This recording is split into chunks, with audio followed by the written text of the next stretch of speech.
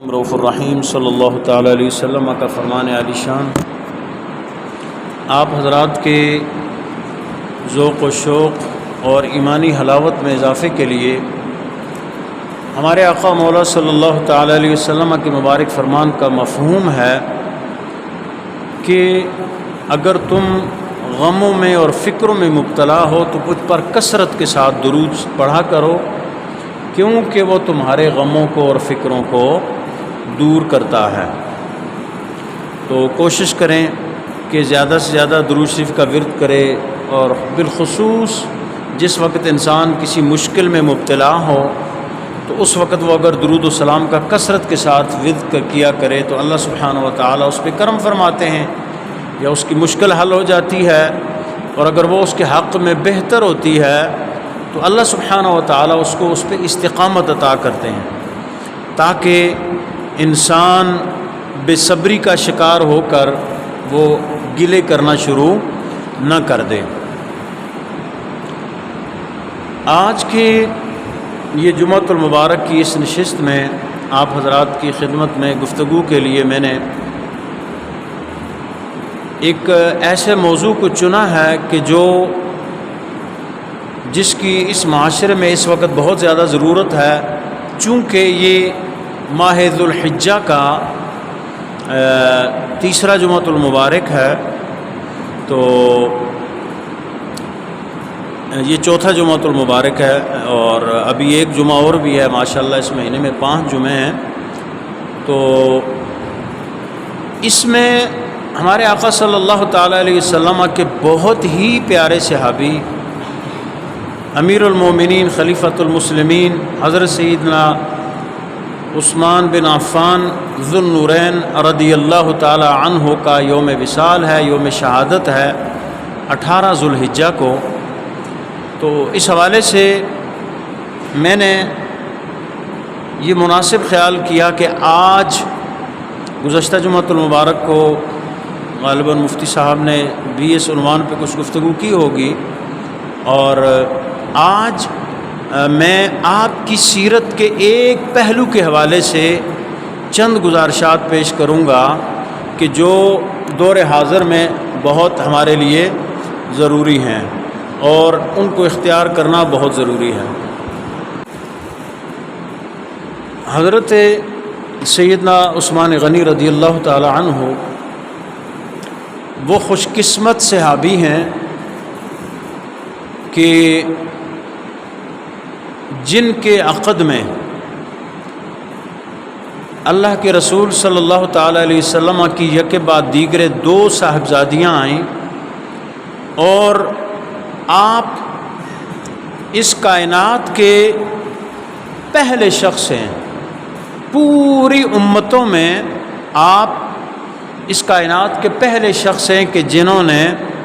جن کے عقد میں کسی نبی کی 2 صاحبزادیاں یک بعد دیگرے آئی ہوں، اور آپ کے فضائل بے شمار ہیں، بے حد و حساب ہیں، اور اس حد تک ہیں کہ ایک تو آپ کا شمار ان 10 صحابہ کرام میں ہوتا ہے جن کو 10 مبشرہ کہا جاتا ہے، یعنی وہ 10 صحابی کہ جنہیں اس دنیا میں ہی جنت کی خوشخبری عطا کر دی گئی تھی۔ اللہ کے رسول صلی اللہ تعالیٰ علیہ وسلم نے ان 10 صحابہ کرام کو جنہیں 10 مبشرہ کہا جاتا ہے، دنیا میں ہی یہ خوشخبری عطا فرما دی تھی کہ تم جنتی ہو۔ اور پھر سیدنا عثمان غنی رضی اللہ تعالی عنہ کا یہ ایک اور اعزاز بھی ہے کہ آپ کے بارے میں رسول اللہ صلی اللہ تعالی علیہ وسلم نے ارشاد فرمایا، جو حدیث پاک میں نے پڑھی ہے خطبے میں، لکل نبی رفیق، کہ ہر نبی کا ایک خاص مصاحب اور خاص دوست ہوگا جنت میں، ورفیق یعنی فی الجنت عثمان، اور میرا جو خاص دوست ہوگا جنت میں وہ عثمان ہوگا۔ یہ بہت بڑی خوشخبری ہے، ظاہر سی بات ہے، ہمیں تو اس پہ نازا ہونا چاہیے، اور امت کے صاحبان ایمان اس پہ نازا ہیں کہ انہیں حضور سے نسبت حاصل ہے، بس حضور کی غلامی کی نسبت ہی بہت بڑی شے ہے، تو جس ہستی کو خود حضور اپنی دوستی کی نوید اور مجدہ سنائے وہ کتنا خوش قسمت انسان ہوگا۔ اس کے علاوہ حضرت سیدنا عثمان غنی رضی اللہ تعالی عنہ راہ خدا میں آپ نے جس قدر مال خرچ کیا اتنا شاید ہی کسی اور نے خرچ کیا ہو، اور اتنا وہ خرچ کرتے تھے، اتنا خرچ کرتے تھے کہ ہمارے آقا صلی اللہ علیہ وسلم نے ایک مرتبہ یہ تک فرما دیا کہ آج کے بعد عثمان پر کوئی گناہ نہیں، وہ جو بھی کریں۔ اور پھر آقا کریم صلی اللہ علیہ وسلم نے فرمایا کہ عثمان تم نے تو جنت خرید لی، یعنی اتنا انہوں نے اللہ کی راہ میں خرچ کیا اپنا مال۔ اس کے علاوہ آپ کی اتنی خوبیاں ہیں کہ جو حد و شمار میں نہیں آ سکتی، اور یہ تو ظاہر سی بات ہے مختصر سی نشست ہوتی ہے، اور اس میں ہم نے ایک تبرکن ذکر بھی کرنا ہوتا ہے، اور اس ہستی کو جو میرا عمومی طور پہ میرا مزاج ہے وہ یہ ہے کہ جس ہستی کا یوم وصال ہے یا یوم عرس ہے ان کے حوالے سے جو ان کی زندگی میں ہمارے لیے کچھ سبق بن سکتا ہے ہم اس پہ بات کریں، کچھ ان کی سیرت پہ بھی ہو جائے، تاکہ ہمارے لوگوں کو یہ پتہ چلے کہ بھئی یہ جو دین ہے یہ ہم تک ایسے نہیں پہنچ گیا، اس کے لیے بڑی جد و جہد کی ہے، بڑی کاوشیں کی گئی ہیں، بڑی محنتیں کی گئی ہیں، اور حضرات صحابہ کرام کا خون جگر اس میں شامل ہے۔ یعنی جس وقت دین کی دعوت کو ایک جرم سمجھا جاتا تھا اس وقت صحابہ کرام نے وہ اپنے خاندانوں سے لڑے، اپنے اعزاء و اقارب سے لڑے، اپنے رشتہ داروں سے قطع تعلقی کی، مال و دولت کو چھوڑا، جاہ و منصب کو چھوڑا، سب کچھ چھوڑ کے انہوں نے دین سے وابستگی کا اظہار کیا اور اپنے آپ کو دین اسلام کے لیے پیش کر دیا۔ اور خاص کر حضرت سیدنا عثمان غنی چونکہ سابقون الاولون میں سے تھے، جو میں نے آیہ مبارکہ پڑھی، والسابقون الاولون من المہاجرین والانصار والذین اتبعوهم بإحسان رضی اللہ عنہم ورضوا عنہ، کہ جنہوں نے اسلام میں سبقت کی، سب سے پہلے اسلام لانے والیاں ہستیاں تھیں، جو ان میں سیدنا عثمان غنی رضی اللہ تعالی عنہ ایک نمایاں ترین مقام رکھتے ہیں۔ اور پھر آپ کو دین کے قبول کرنے پر اتنا ستایا گیا کہ آپ کو 2 دفعہ ہجرت کرنی پڑی۔ ایک دفعہ آپ نے اپنی اہلیہ محترمہ کے ساتھ حبشہ کی طرف ہجرت کی، اور پھر دوسری مرتبہ آپ کو مدینہ طیبہ۔ ظاہر سی بات ہے اپنا وطن چھوڑنا، ملک چھوڑنا ایک بڑے حوصلے کی بات ہوتی ہے، لیکن چونکہ حضرات صحابہ کرام کو اللہ نے وہ باطنی نور عطا فرمایا تھا کہ جو انسان کو حقائق کی طرف لے جاتا ہے، حقائق سکھاتا ہے۔ اور آج کے دور میں یہ مادیت والا زمانہ ہے، مادیت کا ہم سب شکار ہیں، اس میں تو ہم روحانیت سے بہت دور ہو گئے ہیں اور رفتہ رفتہ مزید دور ہوتے جا رہے ہیں۔ ہمیں تو یہ پتہ نہیں ہے نا، جس طرح نا ہمارے آقا صلی اللہ علیہ وسلم ارشاد فرماتے ہیں کہ اگر لوگوں کو یہ پتہ ہوتا کہ نماز رمضان کے روزے کی کتنی فضیلت ہے تو وہ یہ تمنا کرتے کہ کاش سارا سال ہی رمضان ہوتا۔ اسی طرح حضور جان عالم صلی اللہ علیہ وسلم نے ارشاد فرمایا، مفہوم ہے کہ اگر لوگوں کو یہ پتہ چلے کہ نماز کے لیے مسجد کی پہلی صف کی کتنی اہمیت ہے تو لوگ پہلی صف میں آنے کے لیے قرآن اندازی کرتے آپس میں۔ ایک بندہ کہتا میں بیٹھوں گا، دوسرا کہتا میں بیٹھوں گا، لیکن ہم لوگ ظاہر سی بات ہے ان چیزوں سے بہت دور ہیں، اور ہم تو یہی کہتے ہیں کہ یار ہم ایسی جگہ بیٹھیں کہ جہاں سے ہمیں باہر مسجد سے بھاگنے میں پھر آسانی ہو۔ مطلب کیا ہے کہ یہ روحانیت اور حقائق سے دوری کا نتیجہ ہے۔ تو سیدنا عثمان غنی رضی اللہ تعالی عنہ آپ نے کمال کیا ہے، اور کئی مواقع پہ آپ نے اتنا کچھ اللہ کی راہ میں خرچ کیا ہے کہ جس کا آج کے اس ترقی یافتہ دور میں بھی تصور نہیں کیا جا سکتا۔ مثلا غزوہ تبوک کا موقع تھا، اور مسلمان بہت تنگی کی حالت میں تھے. تو آپ نے کیا کیا اس میں؟ ایک تو یہ کہ تبوک میں کم از کم 1,00,000 کے قریب کا لشکر تھا غزوہ تبوک کے لیے. تو حضرت سیدنا عثمان غنی رضی اللہ تعالی عنہ نے جو آدھا لشکر تھا اس کے لیے آپ نے سارا سامان مہیا کیا. ظاہر سی بات ہے جو ایک مجاہد ہوتا ہے جہاد کے لیے اس دور میں جب جایا کرتے تھے ان کو سواری بھی چاہیے ہوتی تھی, ان کو زاد راہ بھی چاہیے ہوتا تھا کہ جو انہوں نے استعمال کرنا تھا کچھ کھانے پینے کے لیے, ان کو ہتھیاروں کی بھی ضرورت ہوتی تھی. اب آپ دیکھیں کہ ایک آدمی کا کتنا خرچ بنتا ہے, اور آپ نے آدھے لشکر یعنی کم و بیش 50,000 افراد کا خرچہ صرف آپ نے اٹھایا. اور پھر اس کے علاوہ جب آقا کریم صلی اللہ علیہ وسلم نے پھر اعلان فرمایا تو سیدنا عثمان غنی رضی اللہ تعالی عنہ نے مزید 1,000 اونٹ پیش کیے, 70 گھوڑے پیش کیے, اور 1,000 دینار یعنی سونے کے سکے رسول اللہ صلی اللہ علیہ وسلم کی خدمت میں پیش کیے. یا رسول اللہ یہ بھی میری طرف سے اللہ کی راہ میں قربان ہے. یعنی کمال کا اللہ نے ان کو اپنی راہ میں خرچ کرنے کا ایک اللہ نے ان کو ایک سعادت اور اعزاز بخشا ہوا تھا. مطلب آج کل کے دور میں ہم لوگ سوچتے ہیں کہ یار پتہ نہیں ہم اگر کوئی 100-200 روپیہ مسجد میں دے دیں گے, کسی مدرسے میں دے دیں گے, کسی یتیم مسکین کو دے دیں گے, پتہ نہیں ہمارے مال میں کتنی دولت میں کمی آ جائے گی. لیکن وہ جو ہستیاں تھیں وہ اس چیز سے ورا تھیں, ان کا اپنے رب کی ذات پہ اتنا کامل یقین تھا کہ وہ کہتے تھے کہ اگر ہم اللہ کی راہ میں 1 روپیہ خرچ کریں گے تو اللہ ہمیں اس کے 10-100 بلکہ اللہ اس سے کئی گنا ہمیں زیادہ دے گا. اور اس یقین کی بدولت ہی اللہ ان کو دیتا تھا. اور ہم لوگ بھی اگر کوشش کریں, آج کے دور میں بھی بہت سے ایسے لوگ ہیں اللہ کے نیک بندے جن کے وجود سے یہ دنیا قائم ہے, کئی ایسے لوگ ہیں جو اللہ کی راہ میں بے حساب دولت خرچ کرتے ہیں, بے شمار دولت خرچ کرتے ہیں, اور اللہ نے ان کو توفیق دی ہے جتنا وہ خرچ کرتے ہیں اللہ اس سے کئی گنا ان کو زیادہ عطا کر دیتا ہے. لیکن جو بندہ یہ سوچ کے کرے کہ بھئی پتہ نہیں مجھے اس کا صلہ ملے گا نہیں ملے گا, پتہ نہیں مولوی صاحب نے جو مسئلہ بتایا ہے وہ صحیح ہے کہ نہیں ہے, پتہ نہیں اس کی کیا حیثیت ہے, تو ظاہر سی بات ہے بے یقینے میں کیے جانے والے عمل کا نہ ہی کوئی صلہ ہوتا ہے, نہ ہی اس کا کوئی نور ہوتا ہے, نہ ہی اس کا کوئی ثمرہ ہوتا ہے. تو ہم آج آپ کی سیرت کے جس پہلو پہ میں گفتگو کرنا چاہتا ہوں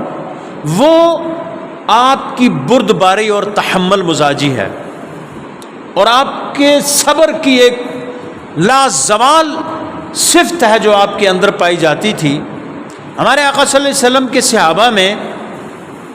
بہت سے لوگ ایسے تھے کہ جو بڑے جلالی اور بڑے رعب والی شخصیات تھیں, اور کچھ ایسے تھے کہ جو بالکل نرم مزاج, نرم طبیعت, نرم خو. ان میں سب سے جو نرم خو تھے وہ حضرت سیدنا عثمان غنی رضی اللہ تعالیٰ عنہ, اور ان کی حیا کا, حلم کا, بردباری کا یہ عالم تھا کہ اگر کوئی انہیں سخت سست کہہ بھی دیتا تھا تو آپ بالکل خاموش ہو جاتے تھے. اور حیا کا یہ عالم تھا, ان کی حیا کا عالم آپ ملاحظہ کریں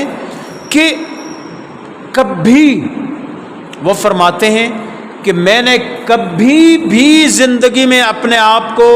اپنے جسم کو بے لباس نہیں دیکھا. یعنی کمال کا ایک حیا. اور ہمارے آقا صلی اللہ علیہ وسلم کا وہ مشہور فرمان جو آپ نے کئی مرتبہ علماء سے سنا ہوگا, میں نے بھی کبھی یہاں بیان کیا ہوگا, کہ حضور تشریف فرما تھے, صحابہ کرام آتے گئے اور حضور بے تکلف اس طرح بیٹھے ہوئے تھے, آپ کی یہ پاؤں مبارک اس طرح پھیلے ہوئے تھے, بے تکلف آپ بیٹھے تھے. تو جو بھی خلفائے راشدین میں سے حضرت سیدنا صدیق اکبر آئے رضی اللہ تعالیٰ عنہ, حضرت فاروق اعظم آئے, آپ ایسے ہی بیٹھے رہے, ان کو آنے کی اجازت دے دی. تو جب سیدنا عثمان غنی رضی اللہ تعالیٰ عنہ آئے تو آقا کریم صلی اللہ علیہ وسلم نے فوراً اپنے آپ کو سمیٹ لیا اور یوں آقا کریم صلی اللہ علیہ وسلم بیٹھ گئے. تو مجلس والے نے پوچھا یا رسول اللہ, دوسرے صحابی آئے, دوسرے آپ کے غلام آئے, تو آپ تو یوں ہی تشریف فرما رہے, عثمان کی آنے پہ آپ نے ایک دم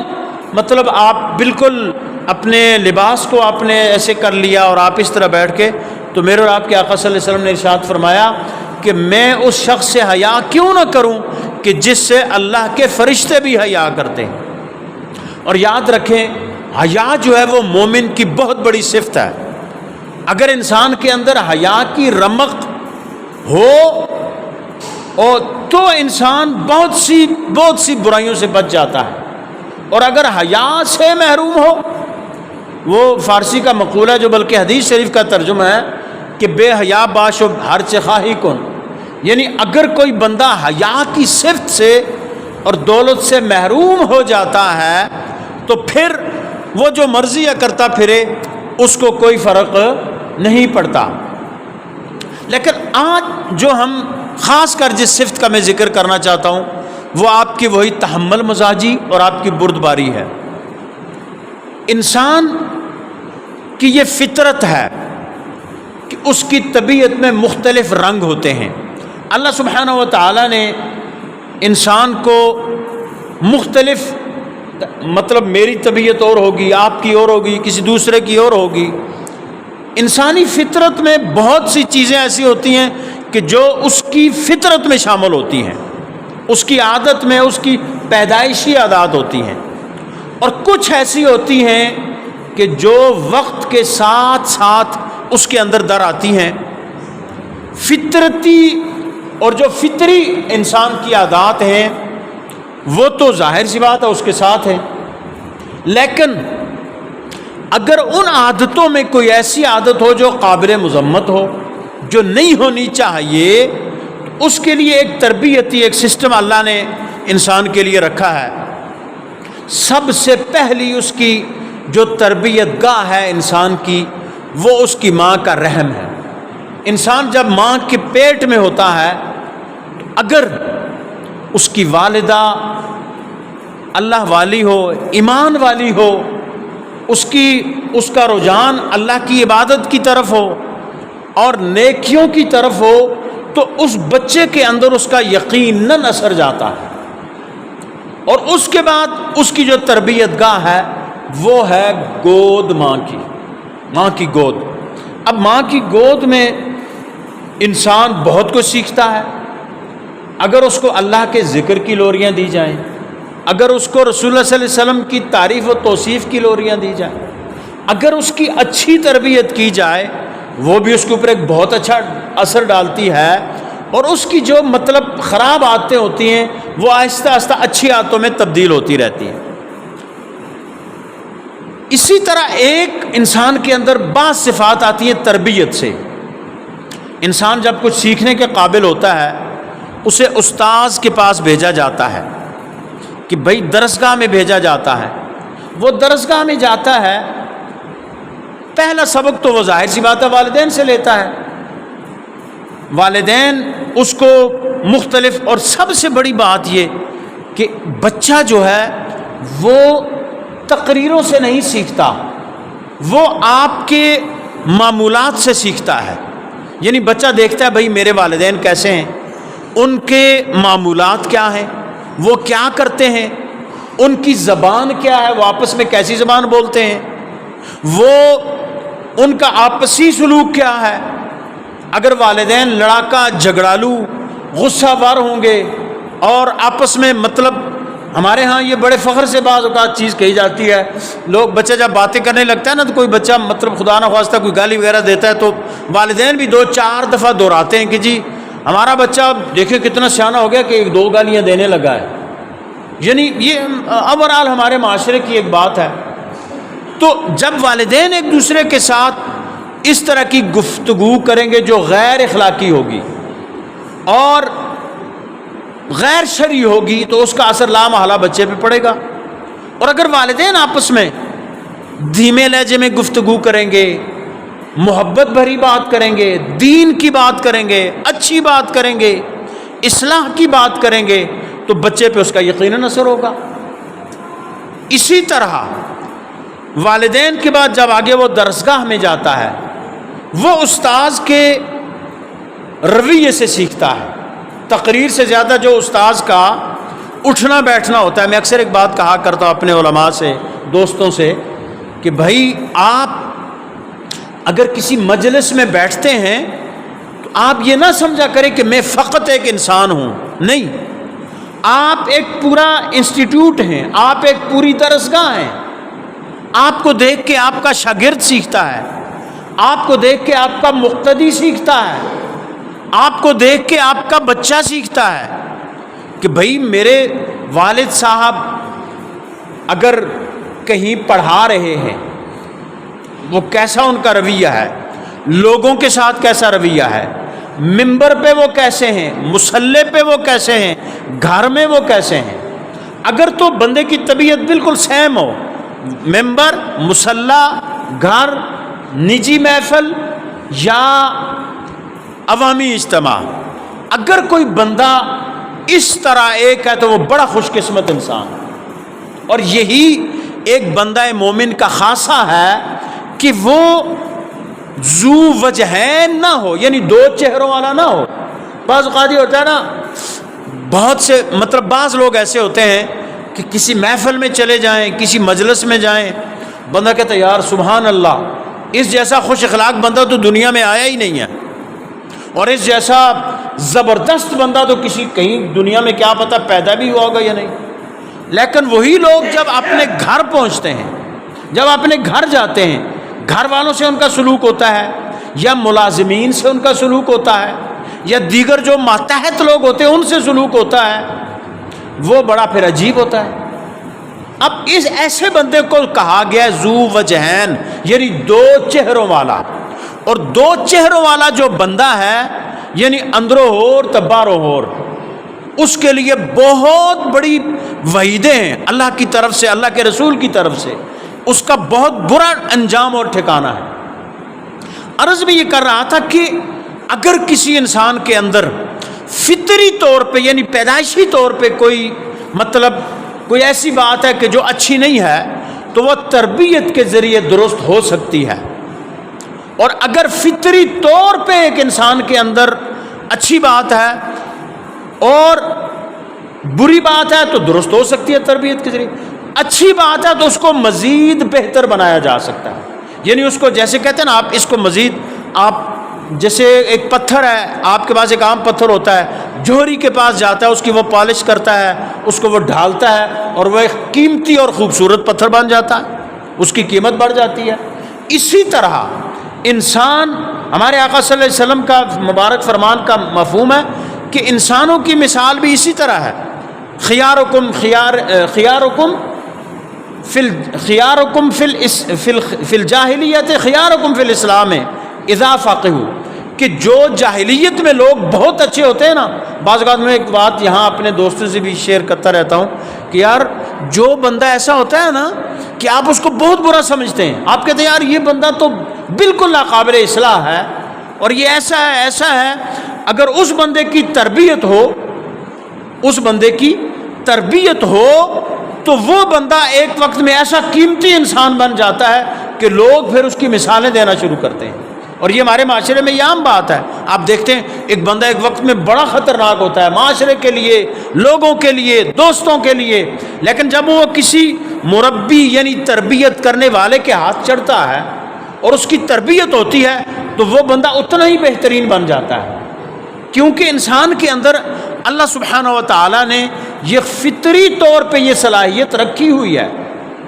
کہ وہ اپنے آپ کو سدھار سکتا ہے، سنوار سکتا ہے. جتنا مرضی اپنے آپ کو بہتر کرے گا وہ اتنا ہی بہتر ہوتا رہے گا. تو یہ جو ایک صفت ہے بردباری کی، تحمل مزاجی کی، یہ ایک بہترین صفت ہے. اور یاد رکھے غصہ آنا یہ کوئی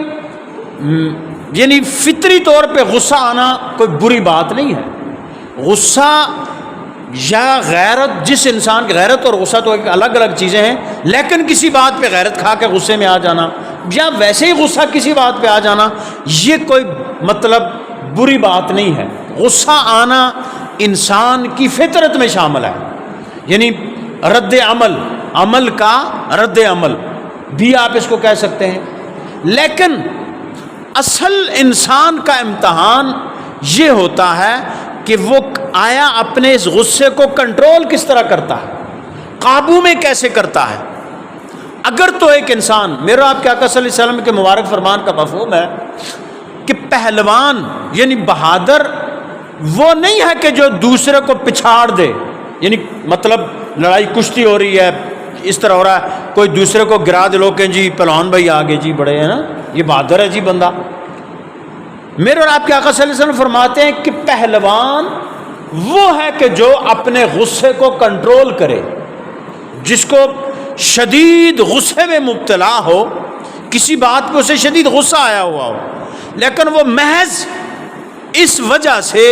اپنے غصے کو کنٹرول کرے کہ میرے اوپر بھی کوئی بڑی ہستی ہے کہ اگر اس کو میرے اوپر غصہ آ گیا تو پھر میرا کیا بنے گا۔ اور اس کی بڑی خوبصورت مثال حضرت امام حسن مجتبی رضی اللہ تعالیٰ عنہ کی میں آپ کو دوں گا کہ ایک مرتبہ ایسا ہوا، ان کا غلام، ان کے کچھ مہمان بیٹھے ہوئے تھے،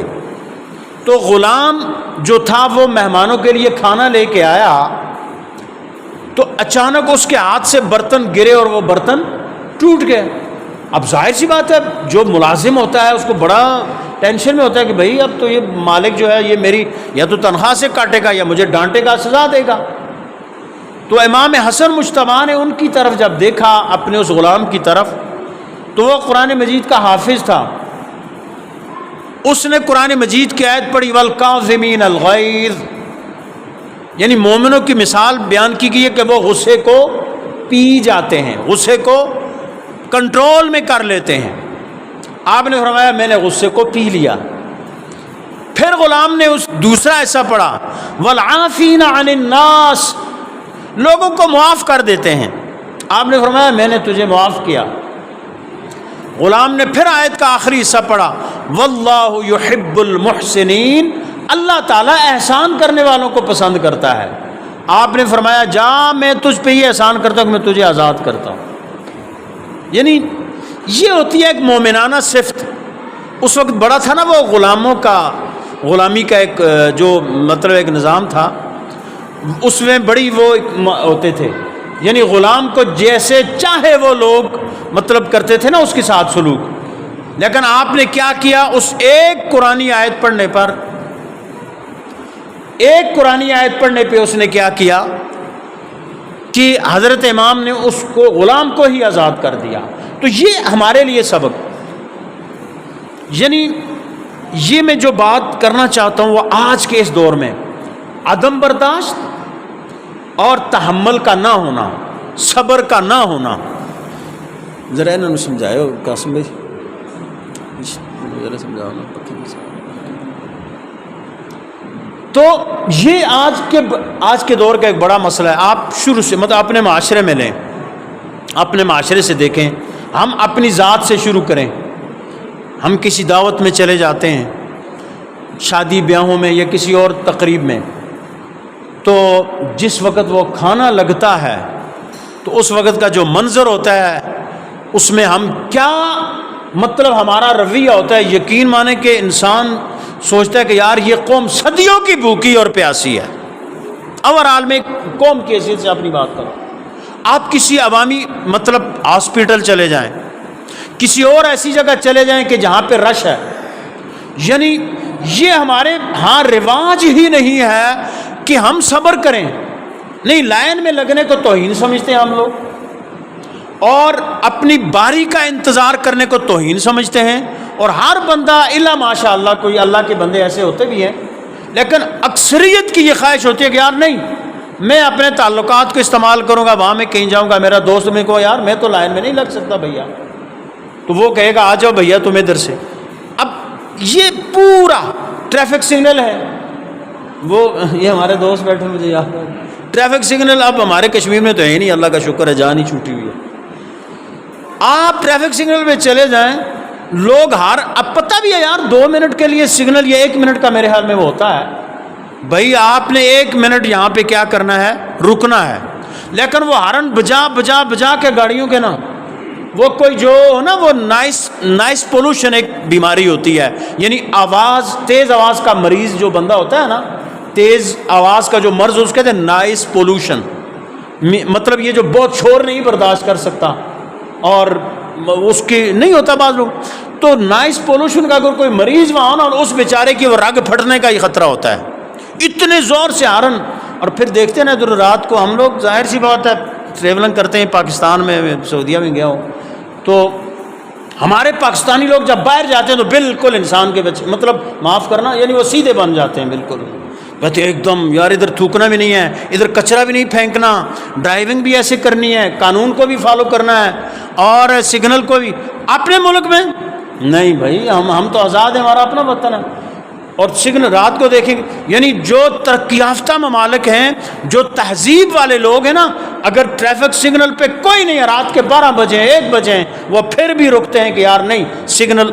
بند ہے لہٰذا ہم یہاں سے گزر کر. وہ ہمارے ایک دوست ہوتے تھے چائنیز، کچھ میرے پاس آیا کرتے تھے ایک دور میں، انہوں نے مجھے کہا یار، میں جب انہیں بتاتا نا کہ ہمارے دین کا یہ مزاج ہے، تو وہ کہتے تھے پھر اس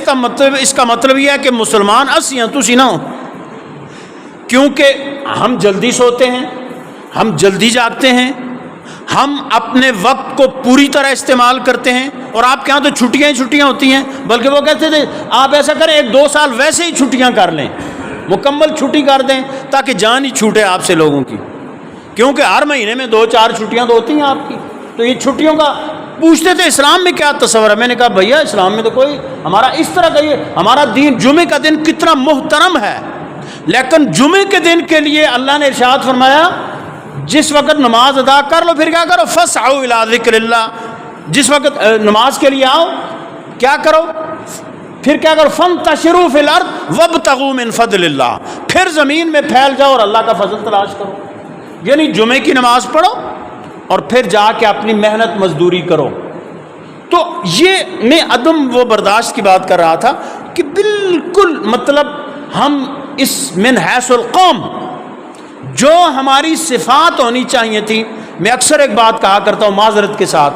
کہ ہم نے یورپ کی ساری گندی چیزیں لے لی، اپنی ساری اچھی چیزیں ان کو دے دی. وقت کی پابندی، حقوق اللہ، حقوق العباد کا تصور، حقوق اللہ کا ان کے یہاں تو ہے نہیں ہے، لیکن حقوق العباد کی بات، ساری اچھی ہماری صفات ان لوگوں نے لے لی اور اپنی ساری گندی صفات، گندی چیزیں ہمارے اندر اڈیل دی. تو میں بات کیا کر رہا تھا، سیدنا عثمان غنی رضی اللہ تعالی عنہ کے اس تحمل اور برداشت کی کہ جس کی آج کے ہمارے معاشرے میں بڑی ضرورت ہے. آپ دیکھیں نا، یعنی 22 لاکھ مربع میل کے حکمران ہیں اور فوجیں آپ کے اشارے پہ کی منتظر ہیں، آپ کے ہمدرد آپ کو مشورہ دیتے ہیں کہ جن باغیوں نے آپ کے مکان کو گھیرا ہوا ہے آپ ایک حکم دیں تو ہم ان کو تحقیق کر دیں. لیکن آپ فرماتے ہیں نہیں، میں امت میں خون بہانا پسند نہیں کرتا، بلکہ آپ کو پیشکش کی گئی. حضرت سیدنا امیر معاویہ رضی اللہ تعالیٰ جو شام کے امیر تھے، انہوں نے کہا کہ آپ میرے ساتھ چلے جائیں، اور اگر میرے ساتھ نہیں جاتے تو میں آپ کے تحفظ کے لیے فوج بھیج رہا ہوں. آپ نے فرمایا نہیں، میں اپنے آقا صلی اللہ علیہ وسلم کے شہر کے رہنے والوں کو فوج کے خوف میں مبتلا نہیں کرنا چاہتا. یعنی آپ حضرت سیدنا عثمان غنی رضی اللہ تعالیٰ کی ساری سیرت سے تو واقف ہی ہوں گے کچھ نہ کچھ. یعنی آپ وقت کے حکمران، فوجیں آپ کے زیر انڈر، لیکن چند 100 باغیوں نے 40 دن تک آپ کے مکان کا محاصرہ کیے رکھا، اور پھر آپ سے بار بار اجازت طلب کرتے ہیں صحابہ، بڑے بڑے صحابہ کرام، کہ آپ اجازت دیں تو ہم ان کا قلع کما کریں، ان کو تحقیق کر دیں،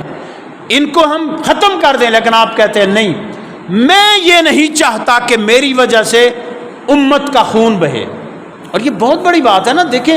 آج کا بھی ہمارا ایک مطلب سسٹم ہے، ہم میں سے ہر ایک اپنی جگہ حکمران ہے. ہم اپنے وقت کے حکمرانوں کو تو خوب ڈانٹتے ہیں کہ یار تم، لیکن ہم اپنے گھر میں تو ہم بھی حکمران ہیں نا. ہم کس حد تک اپنے گھر میں چیزوں کو برداشت کرتے ہیں، کس حد تک ہم تحمل کا مظاہرہ کرتے ہیں، کس حد تک بردباری کا مظاہرہ کرتے ہیں. اور سیاستدانوں کی تو ماشاءاللہ آج کل آپ سن ہی رہے ہیں کیا سبحان اللہ، وہ جو ایک دوسرے کو کہہ رہے ہیں، قوم کی جو تربیت ہو رہی ہے، بچوں کی جو تربیت ہو رہی ہے، جوانوں کی جو تربیت ہو رہی ہے، اس کا کیا حال ہے. تو یہ سبق سیکھنے کی ضرورت ہے، مجھ جیسے ایک عام آدمی کو بھی ایک عالم ربانی کو بھی، ایک شیخ کو بھی، ایک حکمران کو بھی، اور گھر کے سربراہ کو بھی، کہ صبر اور تحمل یہ ہوتا ہے کہ آپ کے پاس پورا اختیار ہو۔ بھئی جس بندے کے پاس اختیار ہی نہیں ہے وہ کیا کرے گا؟ وہ فارسی کا ایک مشہور شعر ہے نا کہ تواضع ز گردن فرازاں نکوست، گدا گر تواضع کند خوے اوست، کہ عاجزی ان لوگوں کے ساتھ جچتی ہے کہ جو صاحبان اختیار و اقتدار ہیں۔ ایک فقیر بیچارہ بھیک مانگنے والا اگر عاجزی کرے گا تو اس کی کیا عاجزی ہے؟ اس لیے وہ عربی کا ایک مشہور مقولہ الناس علی دین ملوکہم، لوگ اپنے بادشاہوں کے دین پہ ہوتے ہیں۔ تو اگر ہمارے مثلا میں اپنے گھر کا بادشاہ ہوں، آپ اپنے گھر کے بادشاہ ہیں، کوئی برادری کا بڑا آدمی ہے تو اپنی برادری کا بادشاہ ہے، مطلب علی ھذا القیاس اوپر جا کے تب، کیونکہ معاشرہ تو افراد سے بنتا ہے نا جی۔ میں اپنے آپ کو درست کروں گا، میرا بچہ کرے گا، میرے متعلقین کریں گے، وہ آگے کریں گے، وہ آگے کریں گے، ایک صالح معاشرہ تشکیل پا جائے گا۔ لیکن اگر میں کہوں گا نہیں بھائی میں کیا کروں گا، وہ بچپن میں کسی کتاب میں نے پڑھی تھی نا بارش کا پہلا قطرہ، تو بارش کا پہلا قطرہ بننا پڑے گا ہمیں یہ جو موجودہ مطلب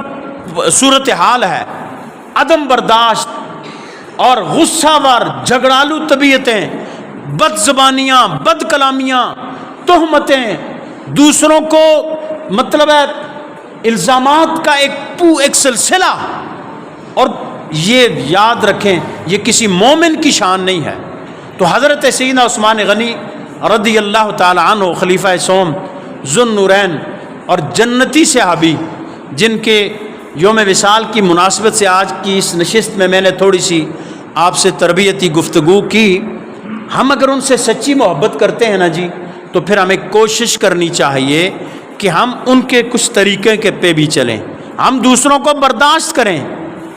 ان کے جو فالورز ہیں، ان کے جو ماننے والے ہیں، ان کو یہ نہیں بنتا کہ کسی کو کہیں کہ تم واجب القتل ہو، تمہیں میں مار دیتا ہوں، تمہیں اس طرح کرتا ہوں،